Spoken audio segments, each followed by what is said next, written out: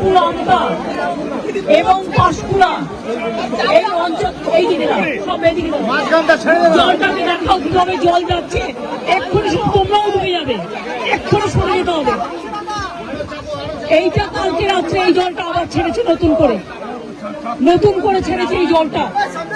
আজ দুটো পর্যন্ত উদয়নারায়ণপুর আমতা পাঁশকুড়া অনেক জায়গা আমরা কন্ট্রোল করলো, এই জায়গাগুলো ডুবে যাবে। আমি বলবো ডিএমকে এক্ষুনি এখান থেকে লোক শিফট করাতে।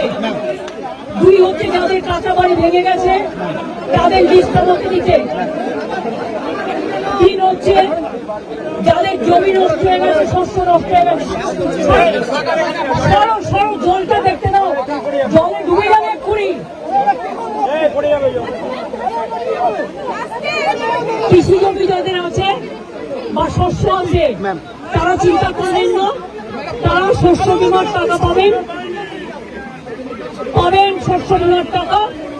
আপনারা যতদিন বাড়ি ফিরতে না পারবেন সরকার রিলিফ দেবে, আপনাদের যা সাহায্য করার করবে।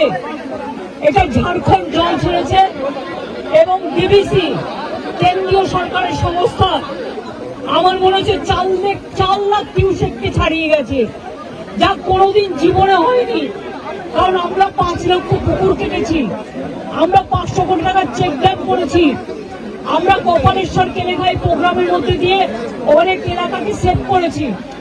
ঘাটাল মাস্টারঘাট প্ল্যান যেটা পড়ে আছে 10 বছর ধরে, সেটাও আমরা ডিপিআর তৈরি করছি, আগামী 2 বছরের মধ্যে করে দেবো। কিন্তু তা সত্ত্বেও যদি এই রেটে জল ছাড়ে আর ডিবিসির জল ধারণ ক্ষমতা এখন মাত্র 36% এসছে, কেন কেন্দ্রীয় সরকার ডিবিসি ড্রেজিং করবে না, ডিসিলটেশন করবে না? ডিবিসির জলে কেন বাংলা ডুববে আমি জানতে চাই, আমরা কৈফিয়ত চাই। ফরাক্কায় ড্রেজিং করে না, বাংলা ডোবে, বিহার ডোবে। আর ডিবিসি ড্রেজিং করে না, বাংলা ডোবে, বাংলায় জল ছেড়ে দিয়ে ঝাড়খণ্ডকে সেফ রাখে। এটা তো ঠিক নয়।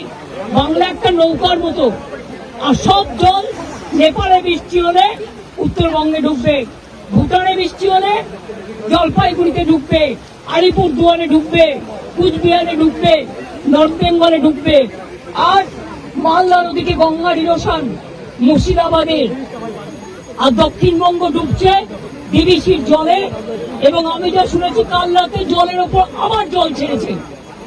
এই জায়গাগুলো ভেজা ছিল না, অনেকটা দূরে ছিল, আমাকে এসপি বললেন, ডিএম বললেন এটা এক্ষুনি হয়েছে। এবং দেখুন এক্ষুনির মধ্যে এতটা ডুবে গেছে। আমি সবাইকে বলবো জলে ঝুঁকি নেবেন না, জল আর আগুনে ঝুঁকি নেবেন না। অন্তত 2 দিন একটু সেফ প্লেসে থাকুন, তারপরে জলটা বেরিয়ে গেলে তারপরে আপনারা আস্তে আস্তে বাড়ি যাওয়ার মতো পরিস্থিতি থাকলে তখন বাড়িতে যান। আর আমি অ্যাডমিনিস্ট্রেশনকে বলবো যা রিলিফ দেওয়ার কোনো যেন রিলিফে অভাব না হয়। প্রত্যেকটা পরিবারকে দেখে নেবেন, আপনাদের কাছে সবকিছু দেওয়া আছে, কেউ যেন অসুবিধায় না পড়ে। আমি মিদনাপুর পশ্চিম, হুগলি, হাওড়া এবং হাওড়া যাবো আমি এবার, মেদিনীপুর পূর্ব ঘুরে যা দেখলাম তাতে আমি সত্যি শঙ্কিত। ডিবিসির সাথে আমরা ফার্দার কোনো সম্পর্ক রাখবো কিনা আমাদের সন্দেহ আছে। আমি সব সম্পর্ক কাট আপ করে দেবো যদি মানুষকে এইভাবে ডোবায়।